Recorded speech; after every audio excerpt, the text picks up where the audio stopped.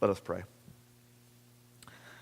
Let the words of my mouth and the meditations of our hearts be acceptable to you, O Lord, our rock and our redeemer. Amen. The people who sat in darkness have seen a great light. I don't think we like darkness very much, do we? At least it seems that way to me. We're a darkness-phobic people. We as a culture don't seem to dig darkness too much.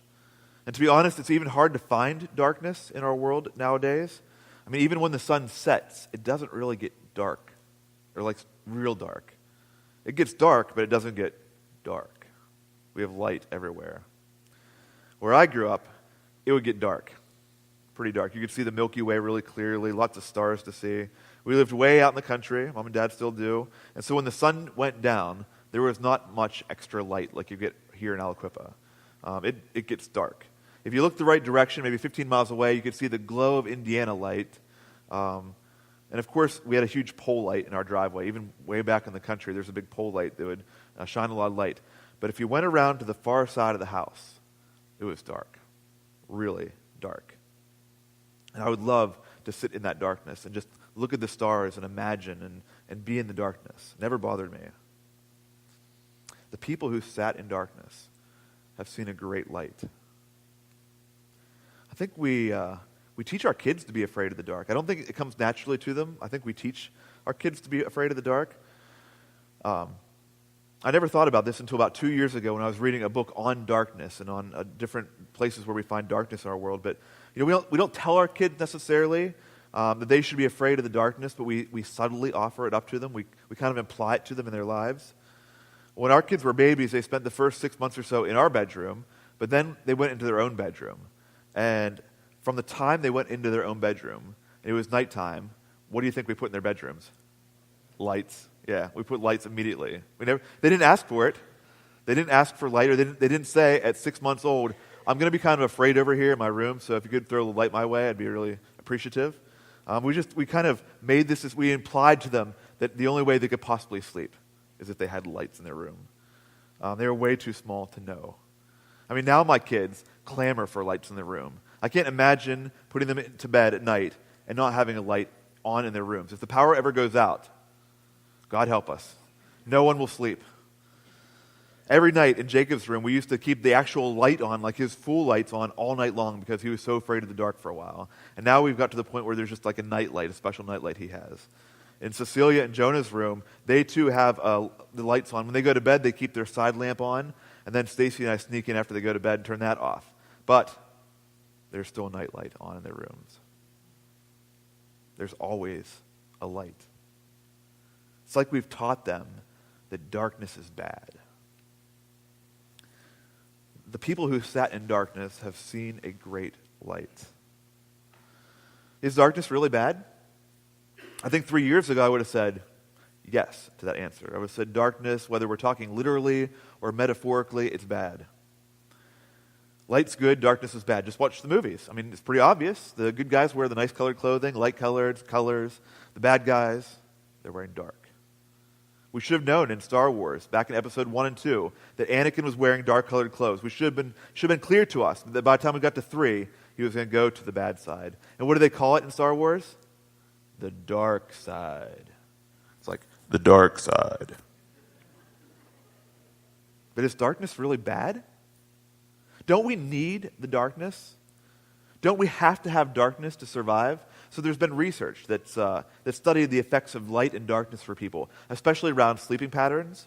And darkness is necessary for us to sleep and to sleep well. I mean, we can fall asleep in daytime. People who work shift work, you know that you can sleep any time of day.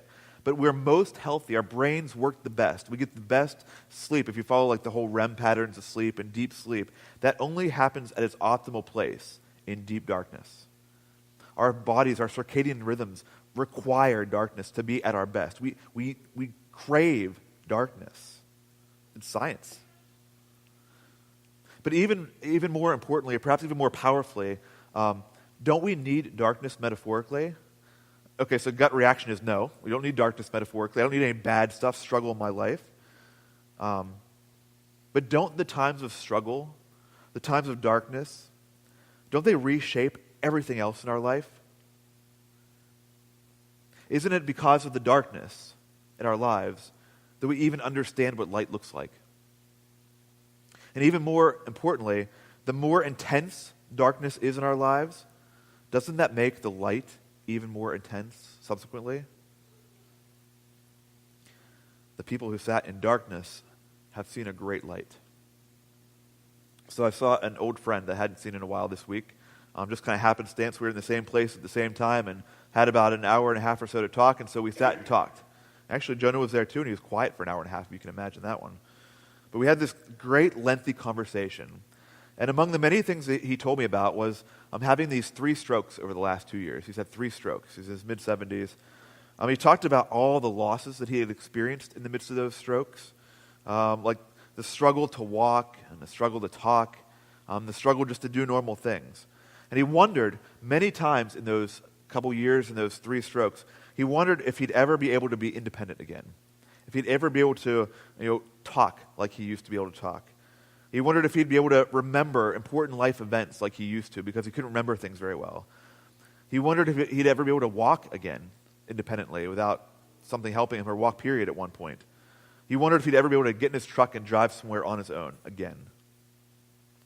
And so a couple years later, he's gained some of those things back. He was there at the cafe where I was on his own, walking and talking and enjoying life. But some things he didn't gain back. But what he has come to realize in the midst of those years, and these last couple years especially, is that he has this appreciation for happiness and joy. And that happiness and joy have been redefined because of the struggle, because of the darkness. That he has this new appreciation and love for life and what happens in life. And he said that he didn't even realize how he let things bother him or control him or until he'd had these 3 strokes, and how some things would bother him, and now he can't even fathom being bothered by those things any longer. On the other side of 3 strokes and the darkness, he has this calmness and awareness of the world and himself in the world that he never had before. He is the person that he is now in all these amazing new ways because of the darkness. The darkness has made him into the person that he is. Again, the people who sat in darkness have seen a great light. Isaiah, Matthew, the writers of the Scriptures, the people that we read about in the Scriptures, they regularly talk about and wrestle with this idea of darkness and light. And the ironic thing is, they don't make darkness out to be bad. Right? I mean, if you think about it, darkness isn't necessarily bad ever in the Scriptures. People were upset about it, and it's hard, but dark isn't bad, it just is. And God shows up in the darkness over and over again in the Scriptures. God exists there in the struggle, just as God exists in the good. In fact, it's in the struggle, in the darkness, that perhaps God might be most clearly who God is. It's the tension of dark and light that allows us to appreciate things. If all you've ever known or allowed yourself to experience or think about or go there mentally is happiness, love, puppy dogs and rainbows, as I like to say, the good things, you have no sense of how good or bad things could be. Maybe they aren't all puppy dogs and rainbows, but because you refuse to go into the depths, you have nothing to compare it to. You see, we need the darkness. We need times of struggle so that it defines or redefines the rest of the moments. The people who sat in darkness have seen a great light. I don't know if you caught it when we read those words from Matthew, and he was quoting Isaiah. But when Isaiah says the words, he says, the people who walked in darkness. When Matthew repeats it, he says all the same words except for one. The people who sat in darkness. Sometimes it is good for us to sit in the darkness, to abide in it, to roll up your sleeves and just be there. When I hit the darkness a couple years ago, I remember someone telling me, Mike, quit trying to fix this place you are right now. Why don't you just allow yourself to be there and not fix it? It was like one of the most freeing things ever. The people who sat in darkness have seen a great light. It is from the darkness that we see light. It's not the people in the light who see the light or see more light. It's the people in the darkness who see the light. It's the moments when life is at its toughest or worst or when we struggle the most that light really matters.